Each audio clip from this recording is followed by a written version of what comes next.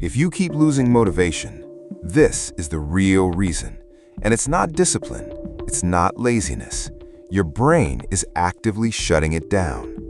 But not to stop you, to protect you from a prediction it thinks is dangerous.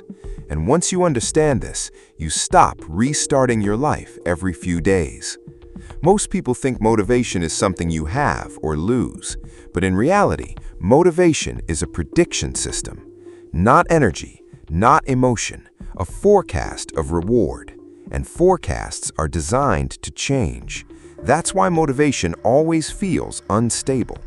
At the beginning of something new, your brain doesn't reward effort, it rewards possibility. Not progress, just the idea of change. That's why starting feels powerful, clean, almost unreal. But you are not enjoying the work, you are enjoying the identity of starting. And here's what most people never notice. You are addicted to the beginning, not the process, not the repetition, just the moment something becomes new. Now watch the pattern. Day 1, unstoppable. Day 2, stable. Day 3, slower. Day 4, something shifts. Not your life, your prediction. Is this actually working? Day 5, negotiation begins. Tomorrow, I'll restart. Now ask, what changed? Nothing physical, only expectation of reward collapsed. But here's the dangerous part. Most people think they lost motivation. They didn't. Their brain simply stopped expecting payoff. And when prediction disappears, action collapses automatically. Now go deeper. You don't act based on goals. You act based on identity. What you believe you are. So if your identity is, I am someone trying to change, then everything becomes conditional, dependent on mood. And mood is unstable by design. That's why consistency breaks even with strong intention. And this is the paradox. The more you rely on motivation, the less consistent you become. Because motivation was never designed to sustain behavior, only to start it.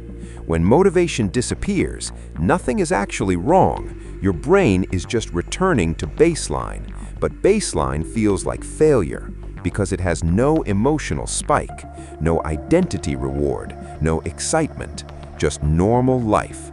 And your mind mislabels that silence as laziness, failure, weakness.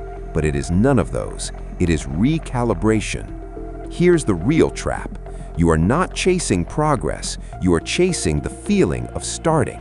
Because starting gives identity relief. It makes change feel real. But it always fades. And when it fades, you assume you failed. But nothing failed. You just left the beginning phase. And there is only one way out.